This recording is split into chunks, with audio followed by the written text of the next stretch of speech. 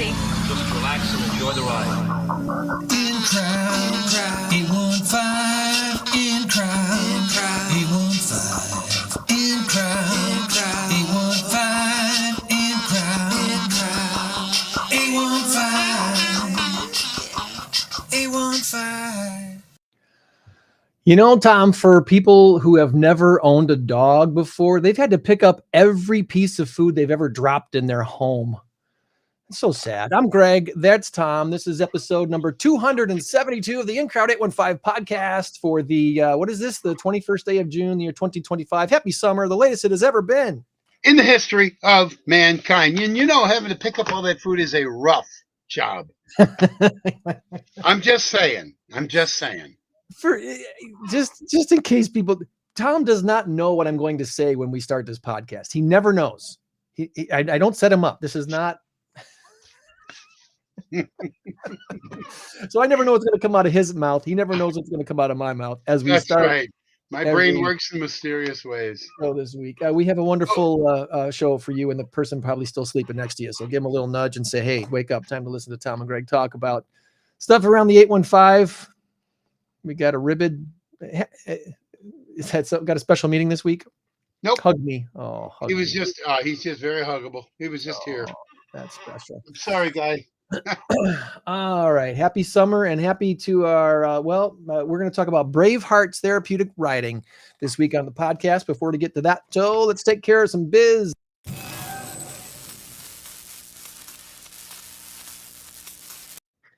Our current race to 10 has Tom in the lead by a score of 8-7. Look at this race this time. We are making it tough. And the big number of the week this week is 305 million is the answer.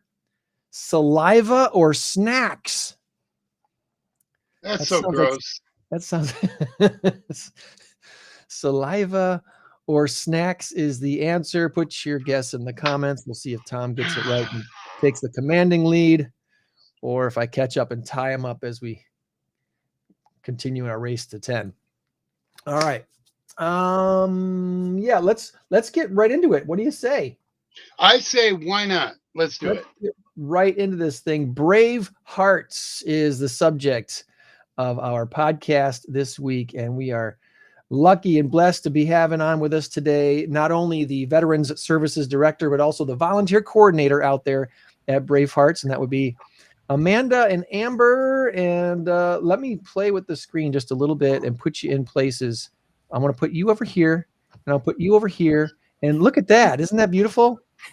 That's nifty. That's nifty. That's nifty. Awesome. Don't worry. I'm going to play with the screen even more as we get along with the talk today. Let's start with Amber today. Amber, we want to learn a little bit about you before we learn about Bravehearts. Okay. So for Amber, tell us about yourself. Where did you grow up? Where did you go to school? And what kind of led you to Bravehearts?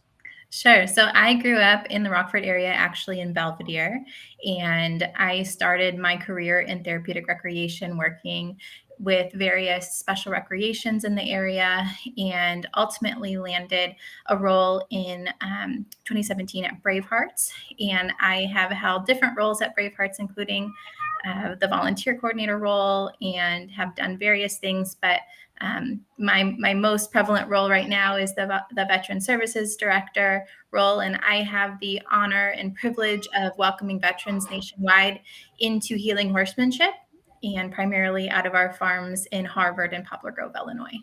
Did you ride horses as a youngster? Was this something that was always on your radar? Is something that you wanted to do? No, sir, but I can tell you having horses as coworkers is the very best job you can have. I got a feeling Amanda's going to say the same thing. So where did you go to Belvedere High School or Belvedere North? Belvedere North was not there yet when I graduated, so I'm aging myself a little bit there. I went to Belvedere High. So you are a Belvedere Buck. Yes, sir. Go Bucks. But you're not old enough. Okay, I'm gonna risk putting my foot in my mouth. You're not old enough to have been at Belvedere when they were in the glory days of their football program. A little bit after. A little bit after. I know they had a great so run with Coach Pottinger, right? Vern Pottinger, yes. Wow. Yeah, that's a name, That was isn't that it? was quite a time. For about 5 years, they were in the state championship just like every other year. I think they won 2 of them. We were well, I was anyway working in radio back in the early 90s when we had high school football on our radio station every week. So having Coach Pottinger on and high school football was a big deal. So we always enjoyed that. And I All was right, over at ROK at the time before you joined, that's and we right. did the same thing. Exactly. All right, so we can't make fun of the Bucks. They're too tough. We don't want to mess. We don't want to Yeah. mess with your mascot. All right, Amanda. Now for your turn. Where did you grow up and go to school, and your little career arc to get you to Bravehearts? Sure. So I actually grew up in Rockdale, which is a little tiny crater, if you will, surrounded by Joliet. I went to Joliet Central High School, but I Joliet committed Central. What's the mascot? the Steelman. It's a This. giant guy made of steel. Yeah, you'll have to Wow. Google it to see it. It's something else. Steelman. It's a So, Steelman. but it's not like Superman. No, no.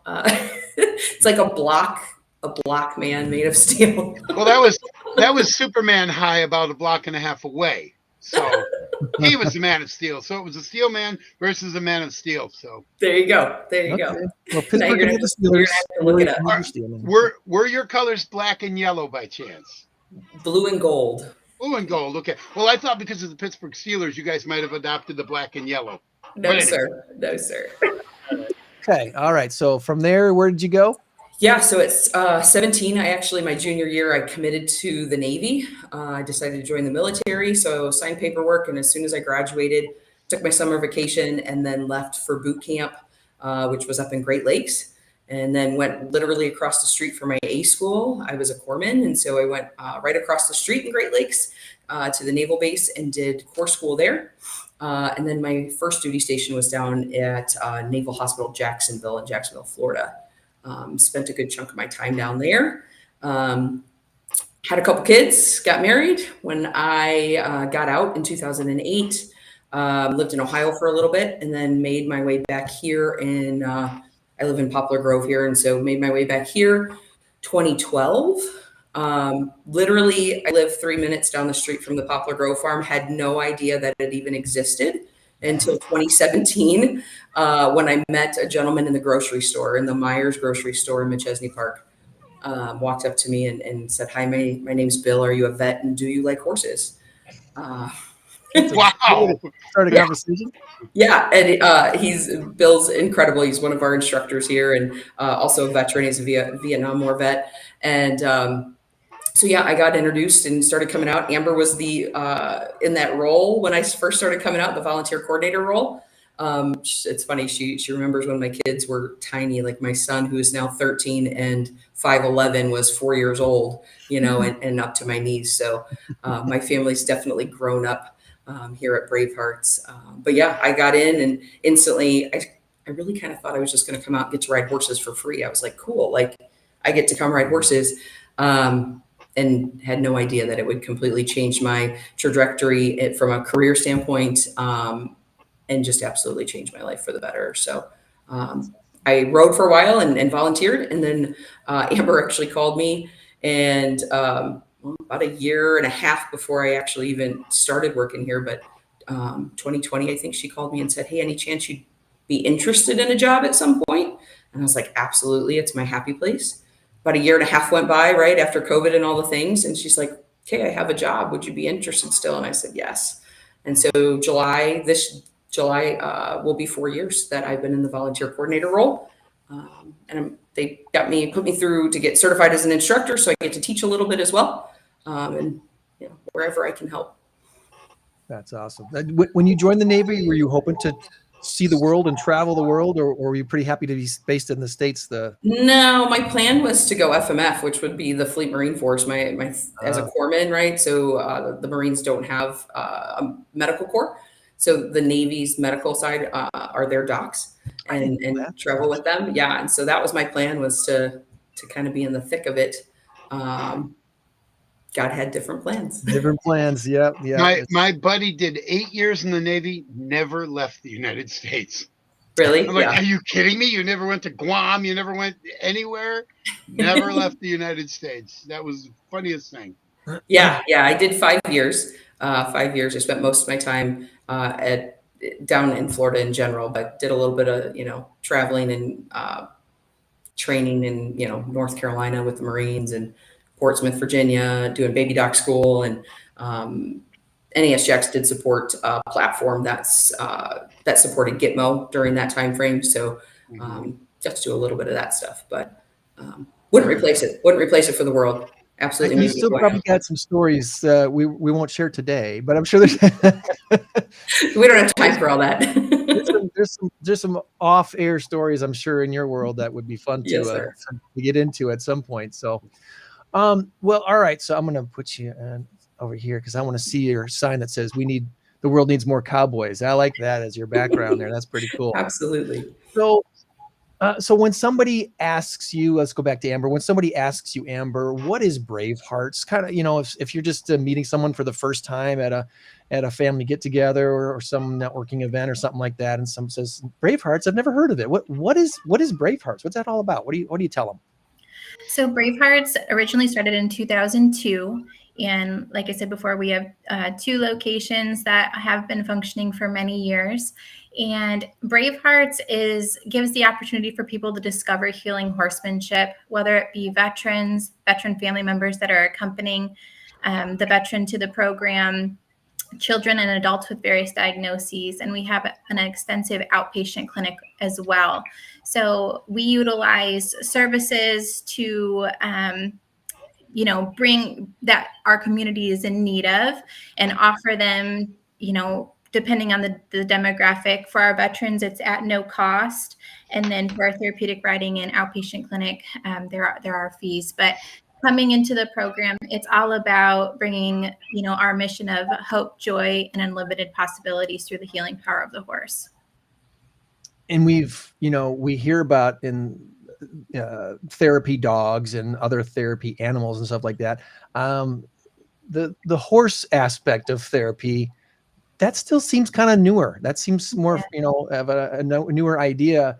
And Yeah. the thought of such a large animal being therapeutic, is there a little bit of some, what's the word? I don't know, a little bit of a barrier there to kind of get across to some people when you meet them for the Sure. first time that, yeah, this is something that can be therapeutic, really can.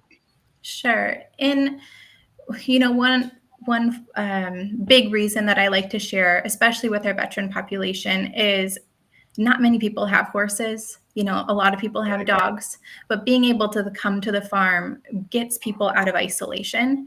And a lot of the community that we serve, especially post-COVID, we see veterans self-isolating.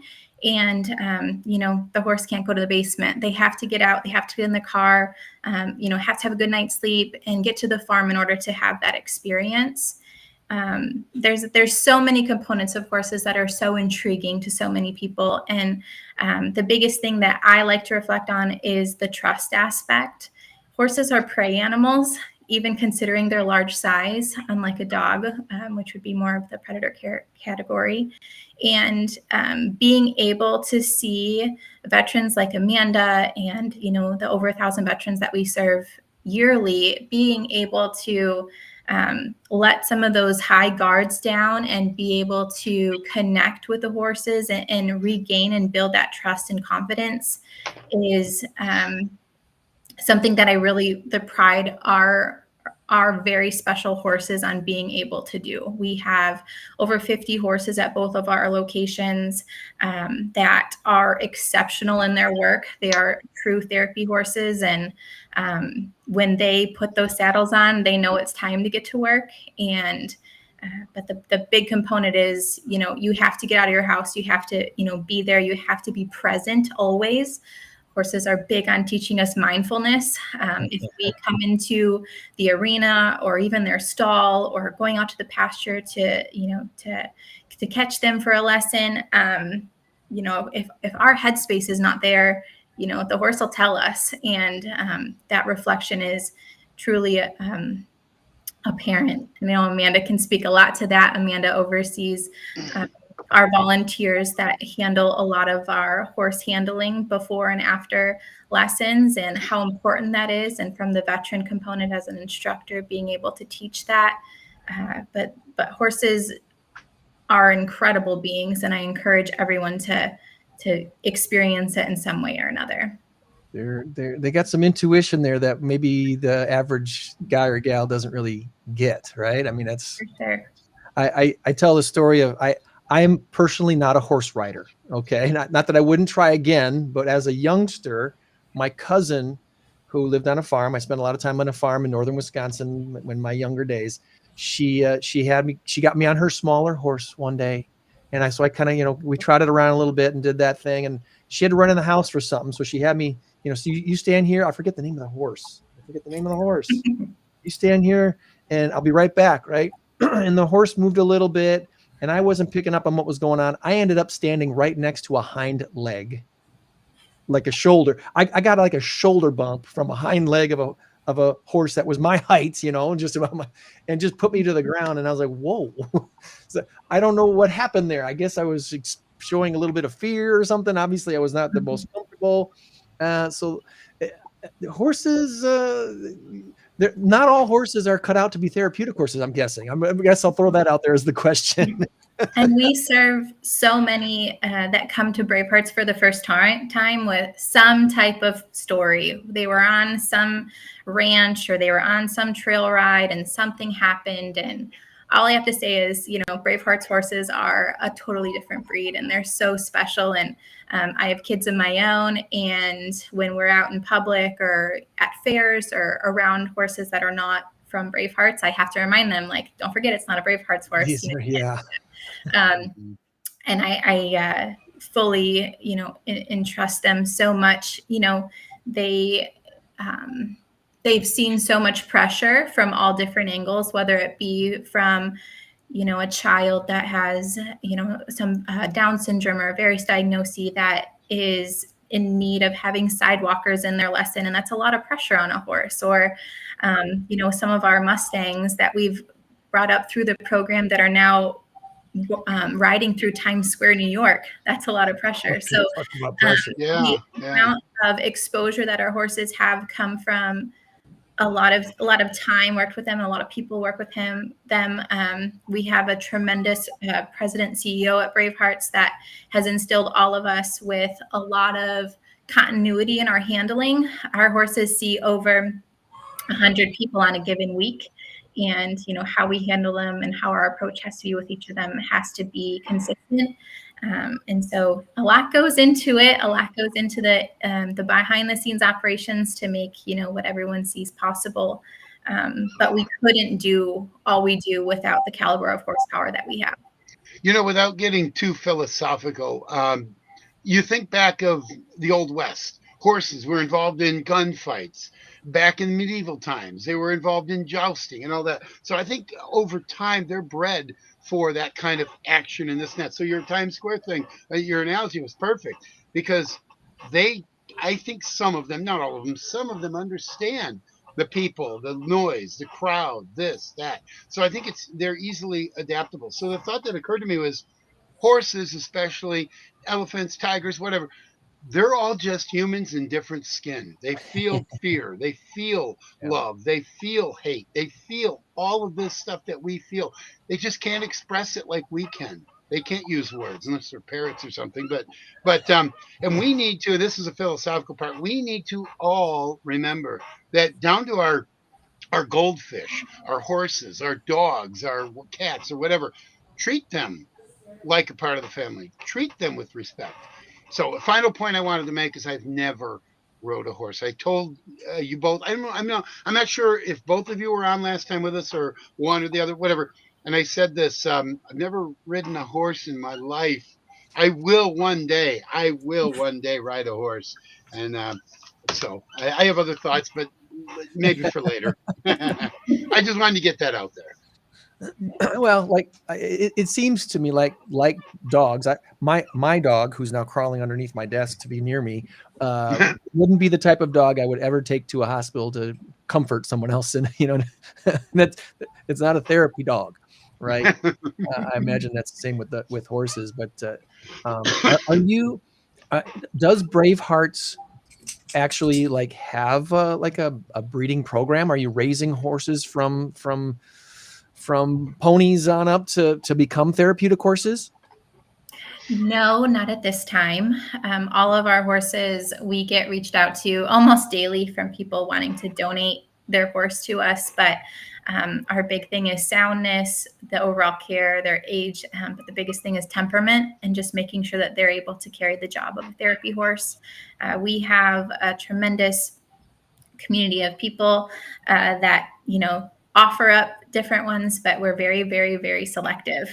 Our president CEO, Megan, she is constantly looking and searching for the, more horses to add to our herd.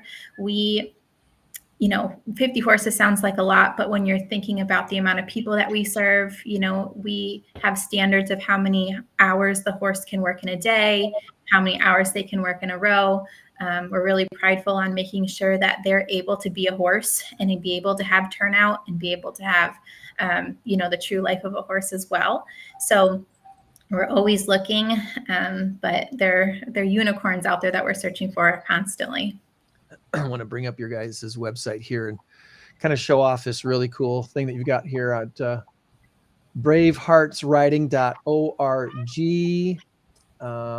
Should I click on the press release, or is that old? I don't know. Sure. No, it's a new press release that we just launched. Yes. Especially because we're talking to the 815. Bravehearts has acquired another property that's located in Rockford, Illinois. And it's 133 acres, which will tremendously expand the ability for our horses to have, more grassland and pasture space. So this is a new announcement that just went out earlier this month. Yeah. And encourage everyone to read it and learn about. Huge thanks to the Lachlan and Jan Perks family, the Foglia Family Foundation, and the CJ Boyd Fund for making it possible. It talks all about it. Rockford address, right? Really, I know that the next question is when we're going to program out of Rockford, Illinois. It'll come, but primarily we really want this space to be a sanctuary for our hardworking herd. Their wellness is so important to us, and just this last Saturday, we had a group of horses out there, and just hearing them just be so excited to have that time outside and have that large pasture space was just so special to us. And this last week here at Bravehearts is our calendared what we call blackout week, where we allow our horses to have downtime and then get property improvements done without the risk of having any of our scheduling arena sessions to be in the way. So times like this is perfect time for us to utilize that property until we can better understand what our programming capabilities will be. That's awesome. That's roughly what part of Rockford is that? I'm not even. Over near, it's off 20 and Montague. Okay. Over by Livings Lake, maybe. So southwest part of Rockford. Yeah, out near Livings Lake, maybe Muller Piners or Prairie Farms or whatever it's called. Yeah, it's near Severson Dells. Okay, all right. Okay. Good deal. Good deal. Well, that's gotta be really exciting, and it's similar in a similar way. You know how the Severson Dells just got a bunch of land. They bought a bunch of land that used to be the Elliott Golf Course. No, not Elliott. Is well, maybe, but that was out on Lyford Road. Lyford, whatever the golf course was out there. Yeah, that was Elliott. You're right. Yeah, Elliott. So there is an instant, the plans they have for that property. It's going to take a little while to develop, and obviously, I would assume that's the same for your plans for what's going to happen out of this new property as well. So, very cool. Well, Amanda, why don't you tell us a little bit? I want to click on your volunteer tab here, and you can plug us in as to what kind of volunteer opportunities are up here. Yeah, so you'll see there in 2024, we had 578 volunteers donate 28,363 hours, which sounds insane, right? I mean, it sounds like a ton of people. And, unfortunately, right? So fortunately, the more people find out about therapeutic riding and the benefits of it, right? You had said yourself, it's kind of still kind of a newer, type of therapy, but the more people learn about it, the busier we get, right? And the more clients and participants that we have, the more volunteers we need in order to keep our farms running, safely, and being a non-for-profit organization efficiently for that matter as well. 26% of these are actually veterans that also participate in our program that want to give back. So, again, myself as a veteran, but, us coming in, and we're so grateful for the opportunities that those veterans then feel compelled to volunteer as well. And that leads into, finding a purpose, and being able to still live a life of service. Each of us as a service member, that was a choice we made, and that doesn't just go away when you get out. So it's really great. And it's, that's an important part for me to see our veterans not only progress their horsemanship through our volunteer trainings, but also to really give back and be part of the family, for that matter. And you can see here volunteer opportunities. So we've got actually 11 different levels or tiers, if you will, on our volunteer flow chart. And so it starts out, and it's very progressive. So everybody starts out with new volunteer orientation, and which would include that sidewalker training that it talks about. And so they get to come in, get all the policies, procedures, rules, regulations, right? All like the history of how we got started here at Bravehearts. And then we teach people, we get into the arena and we actually teach them how to be what's called a sidewalker, which is kind of like a seatbelt, for lack of better terms, right? For these participants and clients that we have, to make sure that they stay centered on the horse, and are safe. And then it progresses up from there. We teach people how to groom horses, how to tack them properly, how to go and catch them and get them out of their stalls and turn them into the paddocks and catch them from the paddocks and bring them back in. We teach them about the tack and how to maintain it and help us clean it. We teach them how to be what's called a leader. So Amber had mentioned clinical side of it, right? So we do hippotherapy, it's called. So speech, occupational therapy, and physical therapy on horseback. So we have clinicians that actually perform those therapies on horseback. So we're not teaching those individuals the skill of horseback riding necessarily, right? We're utilizing the horse as a partner, right? As a part of their therapy, but that means they're not leading, they don't have reins. They're not directing their horse. So we have a person that's in charge of the horse, and then we have sidewalkers that are there to make sure that they stay safe and stay centered. So all of that requires volunteers. It's kind of the sky's the limit, in my opinion. When I tell volunteers coming in, they're like, well, what can I do? And what are my possibilities? And I'm like, whatever it is you want to accomplish, they have to let me know. Right. And then I'll do my best to support them to get them to where they want to go. But I kind of joke and I use the term like closed mouths don't get fed, right? Like if you want it, you just got to come and let me know. We have the opportunities. We hosted 93 trainings last year, all at no cost to our volunteers, right? 93 opportunities for people to come in and learn something about horses, right? Some sort of horsemanship. And we really pride ourselves. It's pretty high level stuff, in my opinion. We start out, a little more basic, but then as people progress up the flow chart, it's really a lot of higher level, really solid horsemanship. We've got 81% of retention rate with our volunteers, which is amazing. Last year we had 3 volunteers that have been here for over 10 years. Nice. 6 of them had been here for over 5 years. So it takes time to kind of work your way up that chart. But if that's something you want, that's what I love, is the possibilities there. So you just, you got to let us know, and we'll work with you to get you where you want to be. Yeah, I think that's a real revelation to people too, to realize that yes, you can use horses to help with speech therapy. It's one of those things that doesn't compute, but when you think about what it takes to break down someone's walls, whatever walls someone has put up as a barrier to bettering their whatever it is, their physical limitations, speech limitations, whatever it might be, and it's very possible that an animal can be that breakthrough to become more comfortable, to allow someone to speak to you in a way that gets you to improve yourself. Absolutely, absolutely. And again, I've got numerous volunteers that can speak to being able to work with these individuals and be a part of that team, right? That gets to see the progression. It's pretty incredible to see, an individual come in that is either sometimes a wheelchair bound, right? They might have MS. We've had individuals that come in, they have MS. Their therapist says, hey, they should try equine therapy. They come in a wheelchair, and by the time they're done with the end of their therapy, and I mean, we're not talking about 1 hour or whatever. Like, this is over weeks, but we've got people who now drive themselves here that started out in a wheelchair, right? And they went from wheelchair to walking with a cane to just taking a few steps and having to rest, to now this individual comes out and rides independently and drives herself here and also volunteers. What an incredible transformation to see. Yeah. Right. And for the horse to be a part of that, and horses save lives, and we get to see that every single day here. And we're truly blessed, and our volunteers get to be a part of that. And that's, one of the big things people say is that it's really improved their personal quality of life, just being able to volunteer out here with our horses.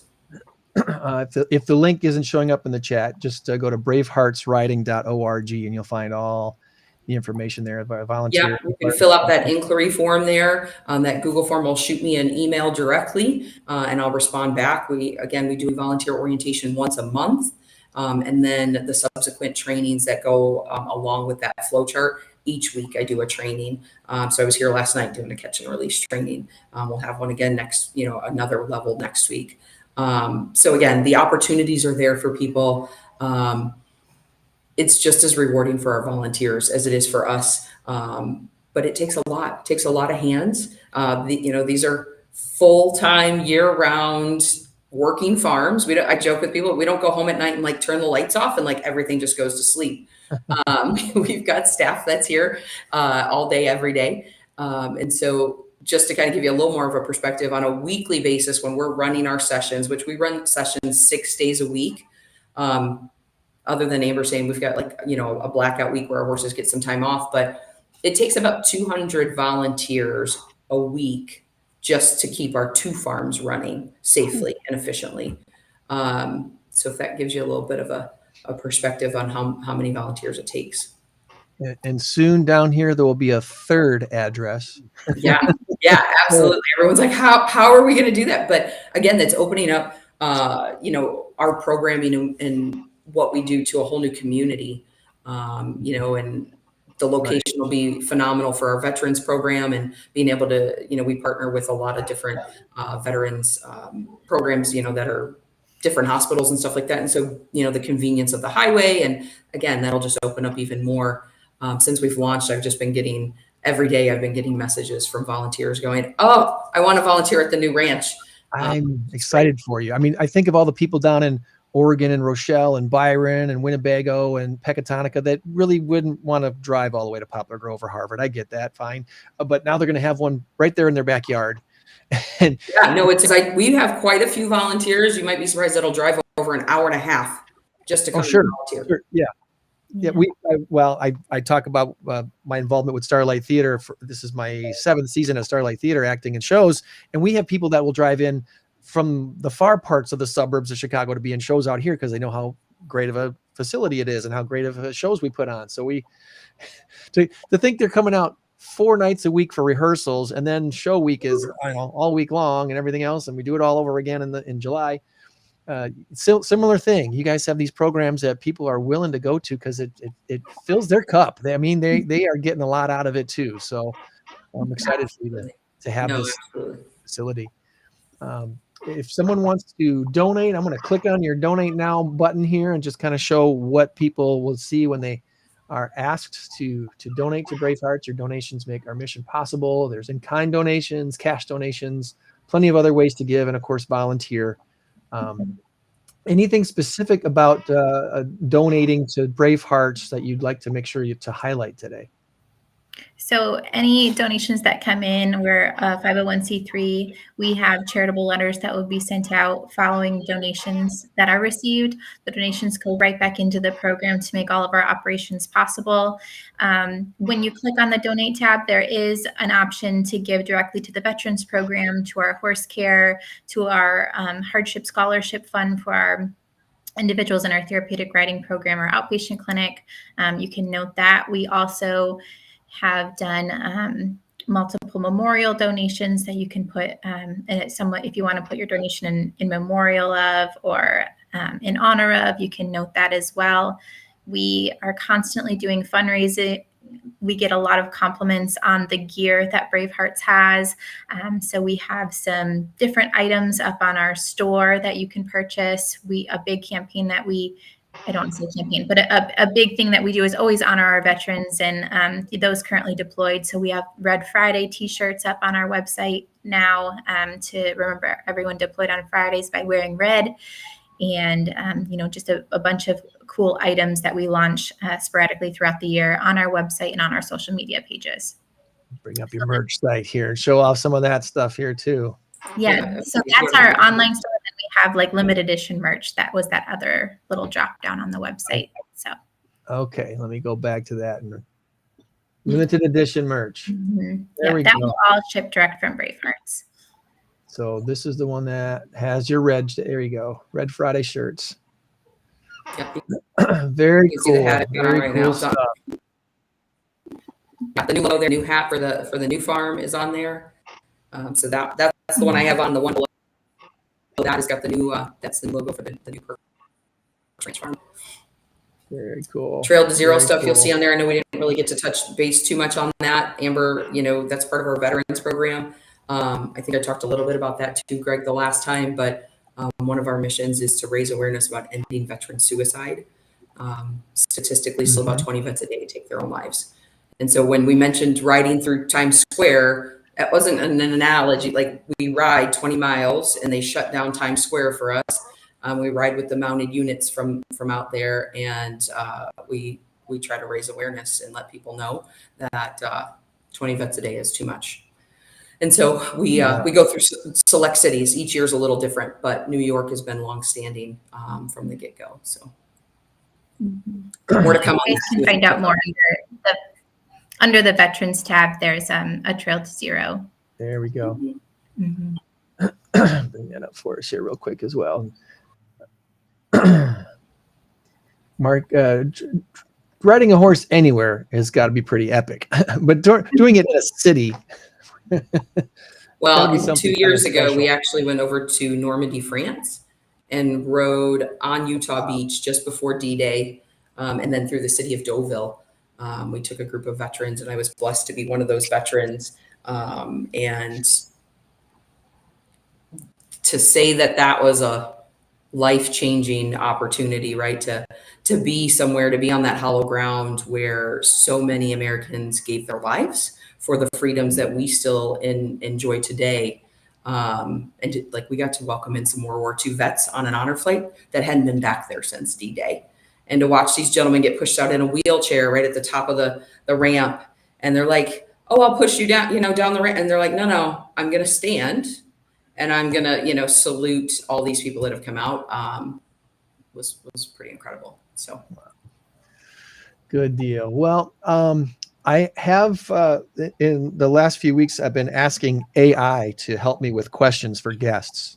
So I've got some AI I asked AI for 3 good questions to ask Amber and Amanda today from Bravehearts Therapeutic Riding. And let's see if we covered any of these bases yet already. So the first one, they said, beyond the physical benefits often associated with therapeutic riding, what are some of the less obvious emotional or psychological impacts you've observed in participants, and how does Bravehearts specifically foster those outcomes? We kind of talked about that with the speech therapy thing. And is there some other emotional or psychological impacts that maybe you could kind of touch on with a short story or something like that? I think a number one is feeling of purpose.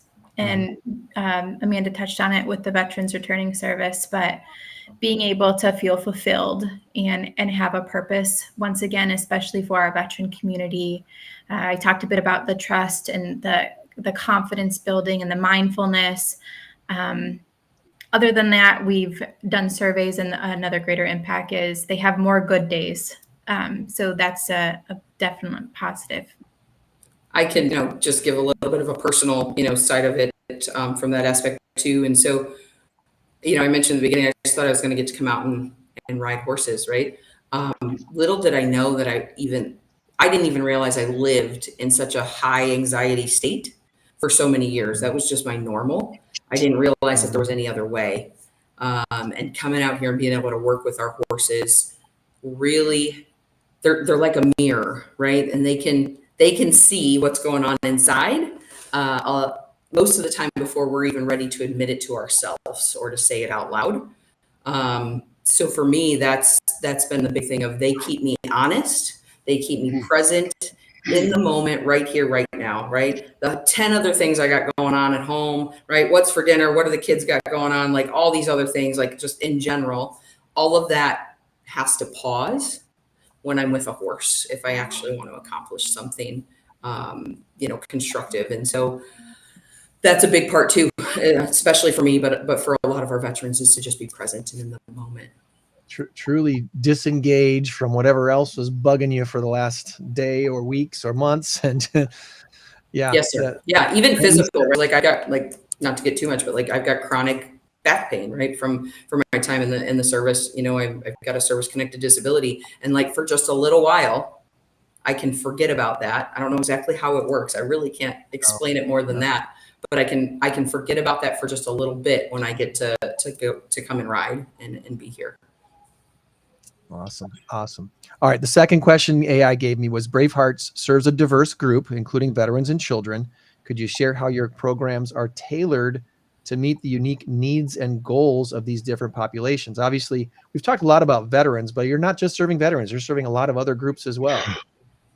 Yeah, absolutely. We have in our therapeutic riding program, children and adults beginning at the age of 4 into their 80s are participating. And one of our big programs that we do for therapeutic riding is host Special Olympics. So we host the State Equestrian Games for Special Olympics every October. And Bravehearts is proud to have the largest team of athletes that compete in that. We do private lessons, semi-private lessons, and group lessons. The lessons range from 30 to 60 minutes. So really talking to the families and the students to feel what would best fit their needs. Last year, we had 222 students in our therapeutic riding program receiving just about 1,700 hours of instruction. So it really just depends on the individuals. Our therapeutic riding instructors work really hard on creating short-term and long-term goals for them to reach. And then, like we said, in our outpatient clinic and in our different therapies there, utilizing the horse just really helps facilitate increased trunk control, stability, and breathing, and so many other components to meet some therapeutic goals there. Showing off some of your photos here from your Facebook page. All right. So the other question that AI gave me was, what do you see as the biggest challenge facing therapeutic riding organizations today, and how is Bravehearts adapting or innovating to addressing your challenges? What's your biggest challenges right now? I'll let Amber touch on that too. That's such a big question. Post COVID, we really saw centers across the country struggling. We are a nonprofit, and we are continually fundraising and looking for ways to build our grant base. Last year, we had over 60% of our funding come from all of our grant writing, and it takes a special team and approach in order to get that funding. The ability to find quality horses is a struggle. Safety components is always prominent. We are a premier accredited center through PATH International. We pride ourselves on the safety and protocols that we set in place for all of our our horses and our riders and, our volunteers. Gosh, there's so many things that, can be a factor.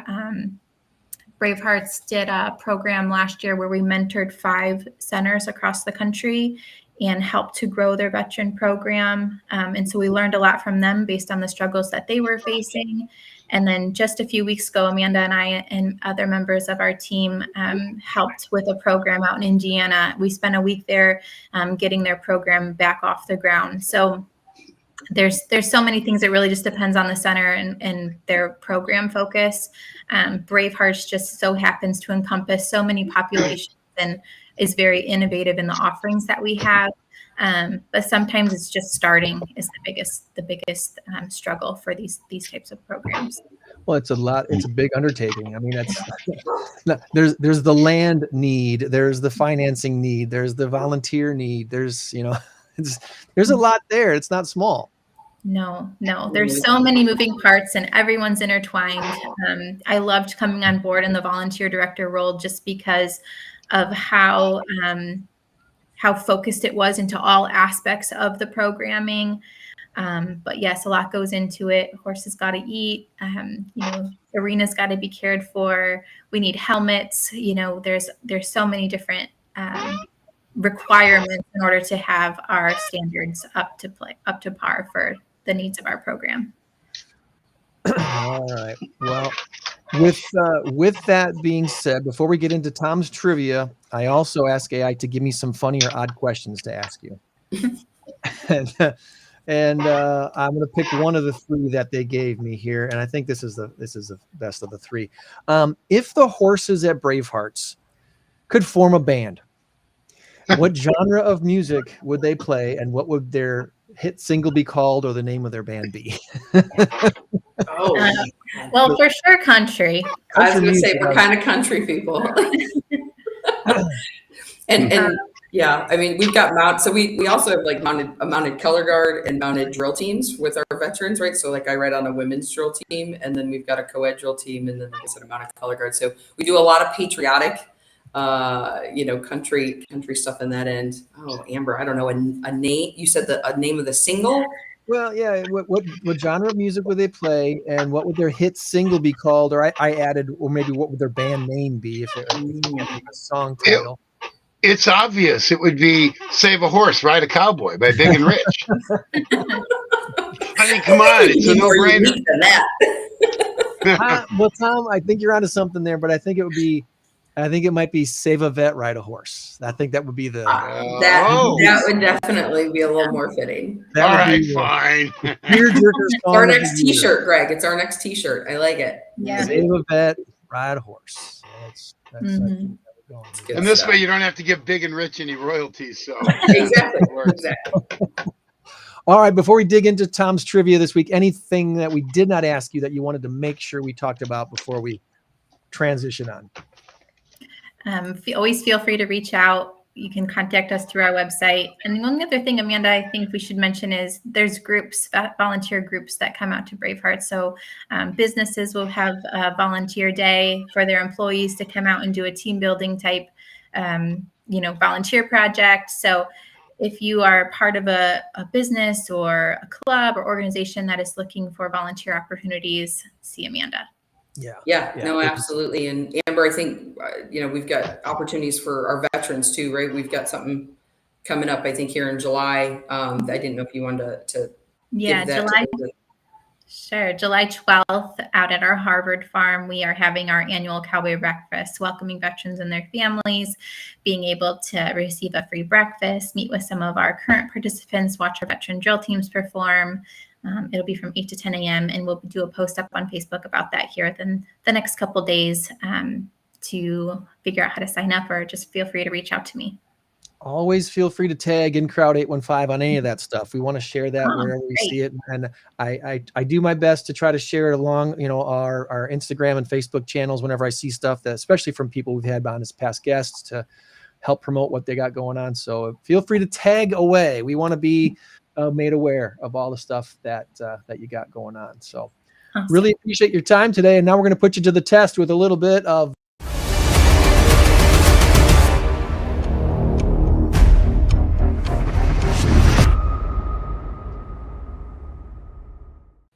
what does Tom have for trivia this week? All right. All right. Tom. I've been waiting to say this for the last almost hour. You brought the A team today. Yes. We did. No, We did. wow. Amber, yeah. Crickets. Wow. All right. Yeah. All right. All right. As you well know, Tom's Trivia is designed so that nobody goes away kicking the dirt going, man, we suck. No, it's these are just general knowledge questions. You got 3 of you to choose from. Greg, I always say that, let them guess first, and then you're the, you're going to know some You're of a these pickup anyway. man. Got it. I'm the Yeah, fun yeah, exactly. There you go. All right. So, some of them are really, really easy. Some of them, maybe not. I don't know. Let's get into it. Question number 1, United States. What is the capital of Nebraska? If you need, Lincoln? well, okay, there you go. It is Lincoln. I was Sorry. going to give Were we you supposed to options. take turns? Nope. Just jump in When with you it. get it, you jump in. And once you get it, if you're like, well, is it Lincoln? Yes, it is. I will stop Lincoln. you right there because, Final there you go. answer. Lincoln, Bobinkin, Mominkin, Nice Banana, guess. Banana. Yes. Well, Omaha's big too, but Lincoln's the capital. Yes. Omaha. All right, there we go. Here you go. Question number 2. Disney. The following quote is from what Disney film? So I'm going to give you 2 options. A dream is a wish your heart makes when you are fast asleep. Was that Cinderella or Sleeping Beauty? Let me read it one more time. The following quote is from what Disney film? A dream is a wish your heart makes when you're fast asleep. Is that Cinderella or Sleeping Beauty? Ooh, We'll take a Cinderella, Tom. Cinderella? I Greg, always you get this agree? messed up, so I It's got to be Cinderella. Yeah. sure. It'd be wise not to go against the A team. So yes. Nice. Cinderella it is. I love it when a Cinderella. plan comes together. That's a quote from the A team. That's a guy you're not old enough for the A team probably. Oh, good movie. Good movie. Yeah. All right, here we go. Cooking. When making eggs Benedict, there are typically 4 ingredients used. They are poached eggs, an English muffin, hollandaise sauce, and this other ingredient. Now, before you answer it, it's not chives, it's not onions, it's not salt, it's not pepper. It's a main ingredient. Okay, so I'm going to read it one more time. When making eggs Benedict, there are typically 4 ingredients used. They are poached eggs, English muffin, hollandaise sauce, and what other ingredient? Canadian bacon. I was Yeah. like, I would want it I to be. couldn't. I was like, it's the round little. The round stuff. Yeah, Yes. the round little thing. You know, when Egg McMuffins first came out at McDonald's, I was eating like 12 of them a week.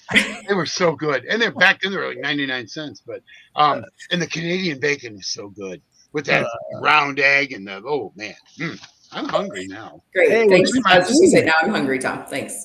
Yeah, I'm sorry. All right. Here we go. Art. Question number 4. You guys are 3-0, by the way. No pressure. What Mexican artist produced works entitled The Broken Column and Diego and I? Ooh. Once again, what Is it Mexican? can we ask a question? You can, but let me read it one more time and pay attention to the last one, the last part of it. What Mexican artist produced works entitled The Broken Column and Diego and I? That should give you the gender, Diego and I. I'm Who's guessing friends with Diego? Frida because that's the only one I'm familiar with. You have a last name? You don't need it. You're good. I know she has the single, the unibrow. Frida Kahlo. Frida. You got it. Yeah. I Frida wouldn't have guessed Kahlo that. or Kahlo. I think it's Kahlo. So 4-0. Woo! We're cooking with gas here. This may be the first undefeated run. Ooh. No pressure. Okay, I'm gonna have to find a really hard one now. Oh, no. I'm kidding. Oh my God, this is a really easy one. That's a good All right. This is actually kind of apropos. What is the most popular salad dressing based on sales in the United States? I'm gonna go ranch. Got to be ranch. Gotta be ranch. I'm sorry, it's creamy cucumber. No, I'm kidding. It is ranch. Ranch seasoning. We Uh, don't get this Wait, on what did we salad. win? I feel like we got them all. no, you Yeah. got 2 more to go. Ah, I have a trophy somewhere. You got to get I 6. have You got to get 6 or 7 right. We've had a 6 and 1. We've had a 6 and 1. had several 6 yes. and 1s. You are 1 away from being tied for the absolute best. Okay, last 2 questions. Are you ready for these? Goodness. let's All do it. right. In the movie Braveheart, who was the subject of the movie played by Mel Gibson? Like his character? The subject of Braveheart, who was the warrior or whatever in the movie, an actual person. Like, what's his name in the movie? Mhm. Yeah, no, What you're no, asking? his actual name. The movie was based on his character, on him. It was not a fictional character. It's an actual person. Isn't his name William Wallace? William got Wallace, it. right? Yeah. William Wallace. There you go. William I knew Wallace. it There was you go. like from like it was Scottish, but I didn't know the He name. was. He was. You almost overthought that one. Almost. All right. This Okay. is it right here. Great movie. You have already tied for the best record. This might be our first 7-0. What year did Braveheart hit the big screen? I'm going to give you 2 options. 1995 or 1998. Once again, what year did Braveheart hit the big screen? 1995 or 1998? I'm gonna go with A because we're the 8. 95. I'm Oh, I like that. 1995. I'm trying to think. Shouldn't there be a 30th anniversary thing coming out if it came out in 95? Shouldn't we be seeing something about that? Maybe not. Maybe there is one and I did missed it, but I don't know. Greg, let me just say, if you change it and you get it wrong and you screw them out of a perfect 7-0, you are going to have to watch your tires and maybe your gas tank and everything else. 95, Greg. It's 95. 95, Tom. We're going with 95. 7-0. That is the first. That is the first. Yes. Yes. That is 7-0. Yes. If you didn't notice, Amanda and I are quite competitive. Just a Like, little. we like That's good. we like the challenges, so You know, I'm glad Tom, we could come out on top As there. long as you weren't Googling anything, that's all that matters. nope, No. That was an option. no way. No. Oh, But okay. I do have people. There's one team for sure. I'm not saying what night. I'm not saying where. They got a smartwatch, and they Shazam songs. I know they do. They're probably not going to watch this podcast, but I'm about to nail them anyway. And they're up there like this at their smartwatch, and then somebody else is reading it on the smartwatch. Wow. I've got my ways of dealing with them. I've got a clever way of dealing with them. It works. But Well, anyway, congratulations, AT. Congratulations. That was absolutely. absolutely awesome. I think what we 7-0. might have to do, Tom, we're very close to doing our press release to announce the date and time of our next mass karaoke trivia contest, which is going to be November 13th at Tabala Event Center. So Thursday night, November 13th is the next big event. And maybe teams that get 7-0, we should give them a special discount to put a team in the competition. That might be Oh, the there you go. I like There it. you go. that I would like be the it. motivation. We highly, highly, highly recommend partnering with a business to sponsor your team to cover all the expenses anyway, because we want to see that collaboration between the private businesses and the not-for-profits and coming together, sharing ideas, because that's where things grow. That's where things new ideas come out of that collaboration type of thing. So And this is plus, you said karaoke competition? it's karaoke and trivia. It's karaoke and trivia. So each team really only needs to have one good singer. Yeah, you don't all have to sing. You just have one good ringer. The ringer, singer, ringer. And if you're good at trivia, which you obviously are. Yeah. You've got Greg, the they didn't need your help, by the way. No. How big are the teams? Teams of 8. 8. All right. You give us a good discount, Greg, and I'll get some vets and some volunteers together. We'll put the team together. I think that's a legitimate thing to offer to our guests here, because we'll have plenty of time to have guests up through. When we Wait, can I bring a horse? Oh my gosh! Oh, I'd love it. I want to ride it. I'm gonna ride it. It'd be my first time. I did ride the horsey at Kmart years ago. I just dated myself, didn't I? A Yeah, the little bit. little one, put in 1 penny. Although you can do the 1 penny horse at Woodman's, but I think I'm a little too old and too big for it now. Woodman's, no, Meyer. Mine. Myers got a Myers little. They has it. still have a horse out front, huh? They do, yeah. That's hilarious. I That's can't even hilarious. climb on one. You got to be kidding me. I'd Well, fall off, break a shoulder, and sue Meyer. He'd kick me our out for life. event in October of last year, we had 10 teams competing for a $1,000 grand prize, and the team that won $1,000 for the Rockford Rescue Mission. We had 2 teams that won cash prizes for Marshmallows Hope and for Rock House Kids. And then when we did the event again this past April, we had 12 teams competing for a $2,000 grand prize, and the winning team for that won $2,000 for Rock House Kids. 2 other teams happened to be playing for the same not-for-profit. They both won $500, so a total of $1,000 went to Mosaic in Rockford. Nice. So That's awesome. we are looking to double the prize money again for November. The goal for November is to have at least another a $6,000 pot of prize money to disperse among our winners. So it's not in stone yet. We're still working on that, but we're definitely looking for those sponsors who want to be a part of something that's unique and fun and never been done before until we've done it. Incorporating both karaoke and trivia.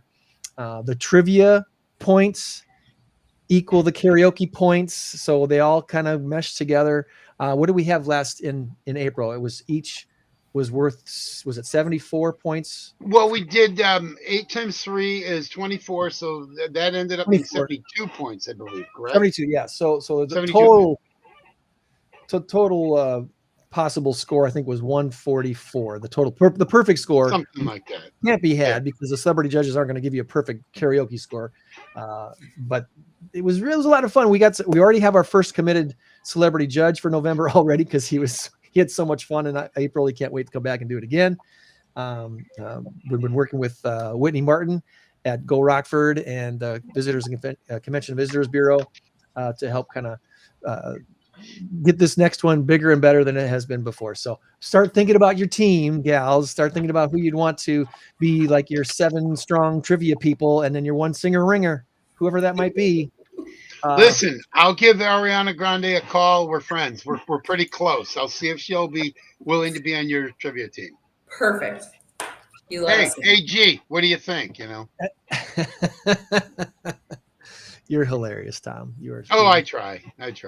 Doesn't always Ladies, work, but I try. I really appreciate you carving out time to be on with us here again today. And like I said, feel free to tag us on all your stuff so we can help promote what Bravehearts is doing and to make the 815 a better place to live and a better place for not just our veterans, but a lot of different groups to get their therapeutic riding out there. I could just say, ladies, I am so impressed with both of you. I mean, this is incredible. I love the work you're doing.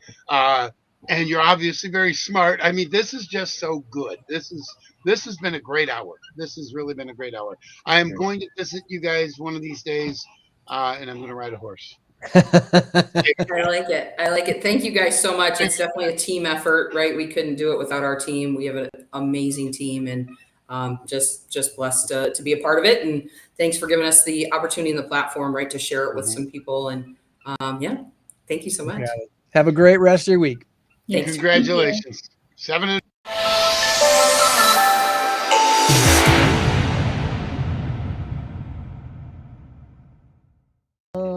Now it's time for this.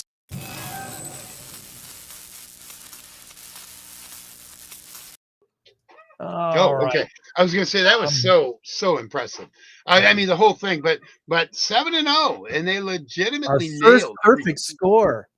That is our first perfect score. Who knew? And it was only 3 of us. And I thought we'd had a perfect score when we had like 5 or 6 people playing at the same time, but no. I think sometimes you get that kind of like, well, I think it's this, well, I think it's that, and then, well, all right, let's go with this, and I try to avoid that. I try to stop you when I think you're on the right track, or maybe, You did it. You did it. Awesome job. Our current race to 10 has Tom in the lead by a score of 8-7. And our big number of the week this week is 305 million.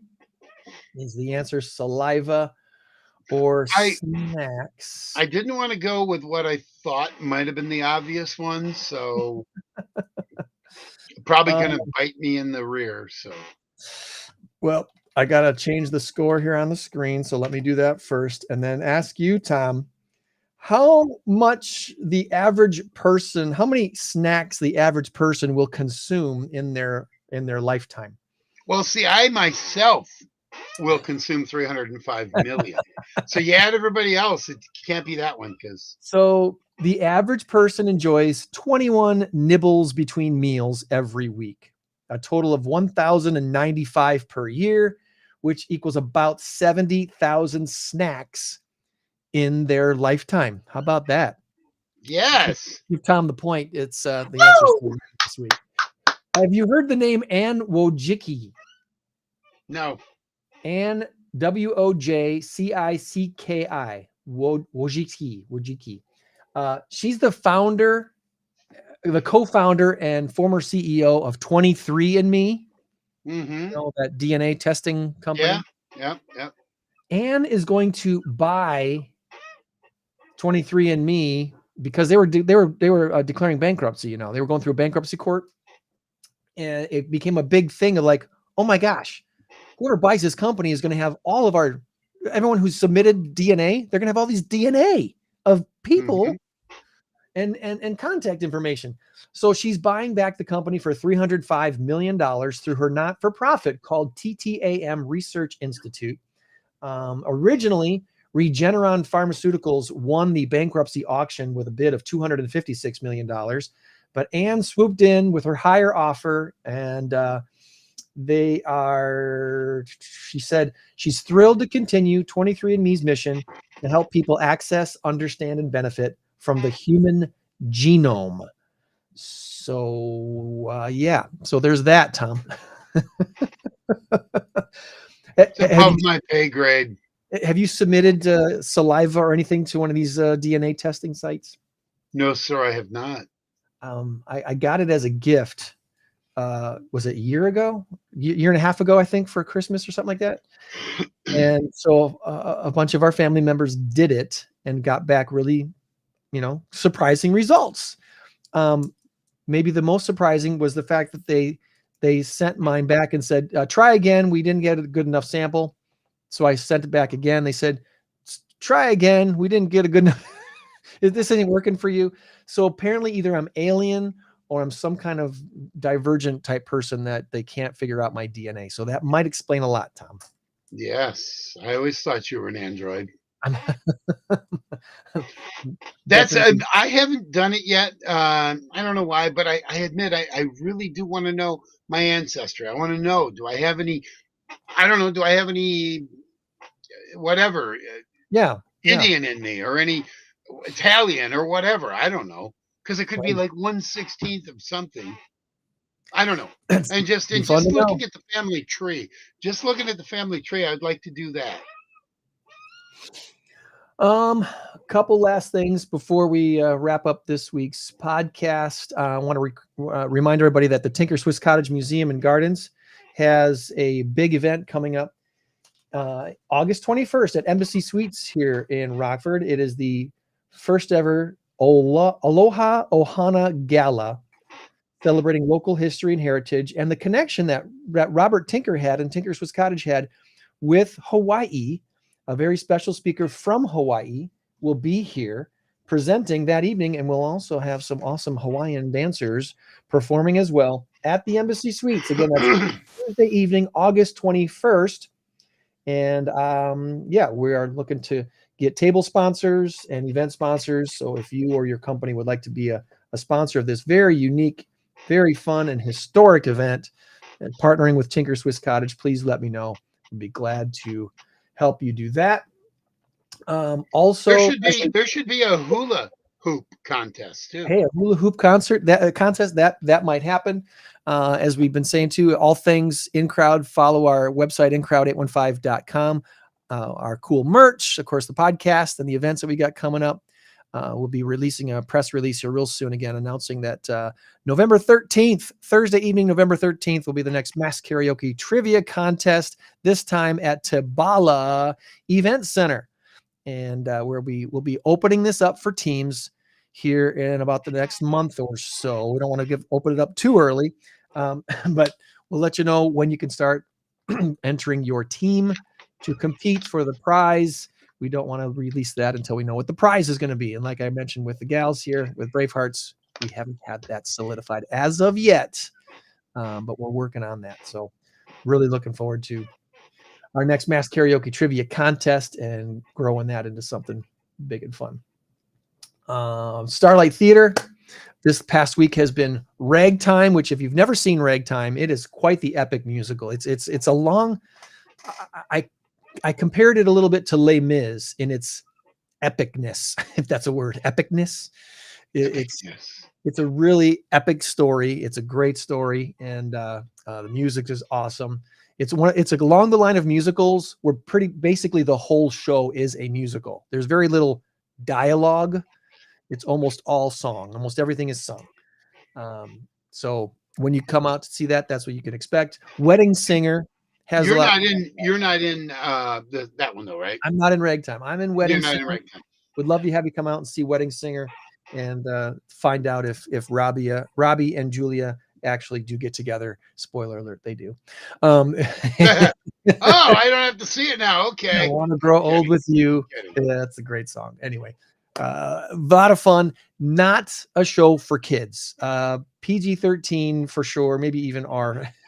There's some stuff in the show that, yeah, it's not for kids. This is definitely an adult show. And then after the 4th of July break, they do a special 4th of July week performance at Starlight Theater, a patriotic Stars and Stripes review type of thing with the Rockford Symphony Orchestra. And then the shows start all back up again with SpongeBob opening up that second week of July. Come on back for that. Come on back and see Grease. And then Ragtime and Wedding Singer all over again. Is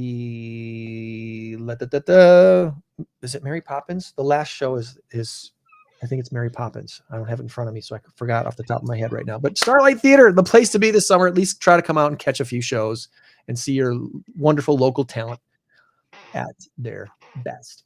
Next week here on the podcast, we're going to visit with Sustain Rockford President Brad Roos and the Comprehensive Community Solutions Executive Director William Chapman. Looking forward to having a conversation with those guys and see if maybe they can score 7 points against trivia. Yeah. Well, the bar's been set. The bar's been set now. We finally had our first perfect score. Any final thoughts, Tom, before we wrap things up? Go Packers. Go Cubs. By the way, the Cubs. But football, I'm telling you, man, this Packer team's going to be good this year. I don't know. We'll talk more about that as we get closer to the season. And as we like to say, remember, you change the world when you help one person. Be a blessing to someone today. We'll try to do the same. Meet you back here next week for another In Crowd 815 podcast. Thank you, Tom. You are welcome. Bye-bye. Bye. 815 in crowd. 815